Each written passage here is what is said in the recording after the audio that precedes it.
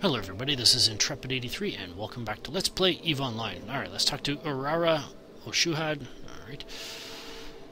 And Divine Intervention. As you know, there are many hundreds of thousands of Minmatar slaves working to provide essential services to the Empire, just as they have for centuries. Given their considerable natural physical abilities, they have always made up one of the most important and valuable ethnic groups within the vast Mar slave workforce. One unavoidable consequence of this, however, is that we have had to invest a considerable amount of money, not only in the health and welfare of these slaves, but also to ensure their obedience. One important aspect of this latter effort has been the establishment of labor re-education centers, or LRCs, which are designed to house some of the more problematic slaves in order to facilitate their eventual return to the workforce. In recent months, however, there has been a significant increase in violent disobedience at certain LRCs, with some of the more severe instances leading to near riots. Our immediate problem is that one of these facilities, LRC 12A, has been taken over during just such an uprising. The slaves have reportedly killed and injured dozens of our personnel and taken the remainder hostage. They are demanding the immediate release of their fellow slaves at a nearby Amar mining operation. Along with transportation to a destination of their choosing, we have so far managed to keep this incident quiet. If the Minmatar Republic leadership were to learn of this, it could very easily lead to much more severe consequences for both races. The only way to ensure this does not happen is through the immediate application of overwhelming force. Therefore, we need you to deliver a large contingent of specially trained riot interdiction teams to a nearby station, from which they will join up with other security elements for final transportation to LRC 12A. Will you assist us? Alright, I guess. So we gotta pick him up in Tashmurkhan Prime, and then drop him off in Heliban 6. Alright, let's accept it, I guess. And, oh, you gotta kid. Ah, yeah, I gotta go there first. Alright. Well, obviously, well, hang on. How big are they gonna be? How big is the cargo? Can I use my shuttle? No, 300 cubic meters, which means I'm probably gonna have to use my Bantam. Alright, let's get in the Bantam.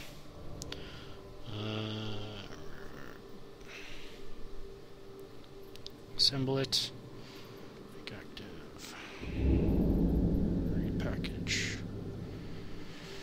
Alright, may as well throw on the afterburner just in case. Actually, let's use the micro warp drive. Really go fast. Unless it takes out cargo. Yeah. Well. Let's put one of these on then. There we go. Awesome. Alright. Let's head over to Tashmurkhan then.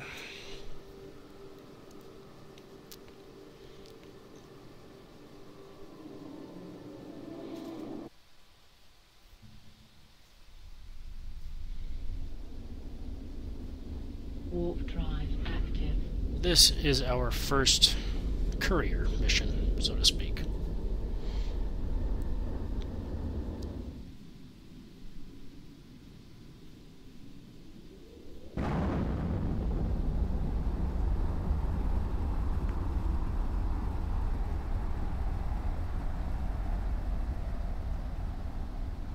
Yeah, just to show you what the micro warp drive can do. This will send me through the gate and it'll automatically transport me to 15 kilometers from the station. Yeah. That's when I'll turn this little baby on.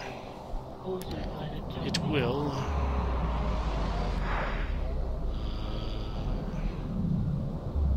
maximum velocity 625%. I'm going to be going a few kilometers a second.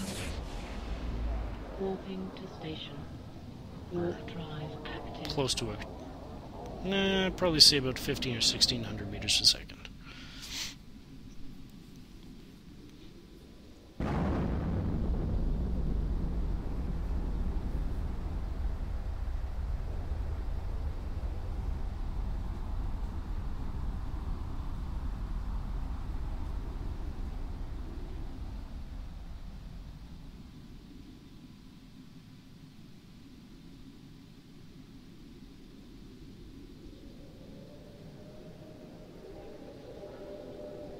Wait to come out of warp. Alright, let's turn it on. Approaching station. Whoa, okay. 2 kilometers a second.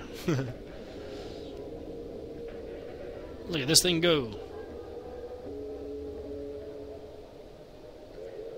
Docking permission requested. Docking permission requested. biggest drawback of those things, though, is that it Waypoint reached. boosts your signature radius like crazy as well, by like 5 times. So you got to pick and choose where you use those things. Not to mention in a lot of Dead Space missions, like like going through acceleration gates in missions kind of thing, will not allow you to use those things. So got to stick with the afterburners pretty much. All right, let's talk to Aurora and accept this mission. Accept it. All right, let's put the cargo in the cargo hold. There we go. And let's head on over.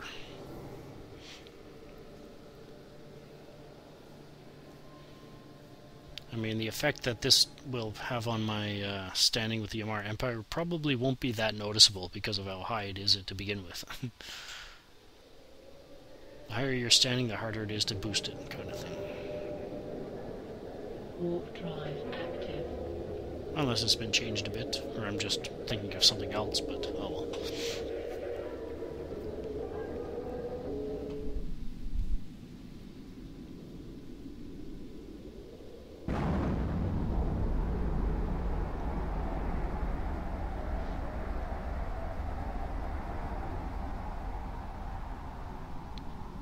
I just had an idea about what it said about you can't accept a mission from another system or another station.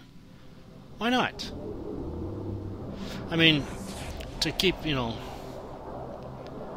game realistic, quote-unquote, they should allow it, but if you accept it from a different station or a different system, they put a time limit for you to be able to get there. And if you don't get there within that time limit, then the mission expires. Like you lose standing and that kind of thing. Like you don't show up on time, and so then you lose the mission, kind of thing. I think that would make it fair. Because then you'd be able to accept it in another station, just come, pick it up, go, kind of thing. I mean, I guess technically that's what we're doing here, but it just it'll cut down on any confusion, especially with new players. That they don't want to. They're like I just did that. I forgot I have to go to the station first. But no, it's an idea that sounds kind of cool.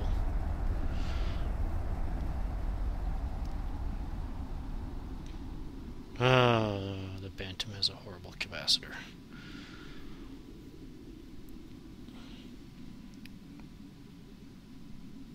How far did we just jump from? 70. So this thing's got a range of 78.6 astronomical units. Alrighty.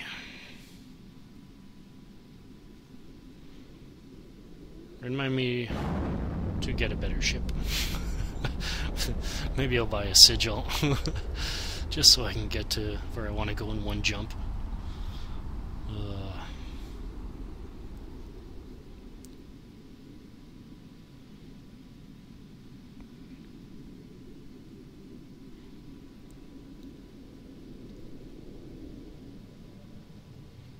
Docking permission requested. Docking request accepted.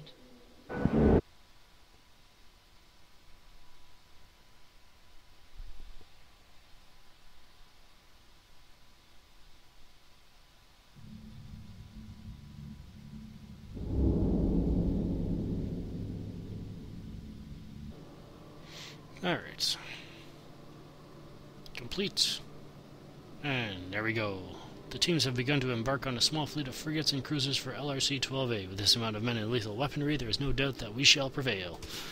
Cool. Alright, well, we gotta, did we get anything in Tashmerkon for that? No. Alright, so we'll just head back to Bajeba. Alright, I'll head back there, and, well, I'll meet you there.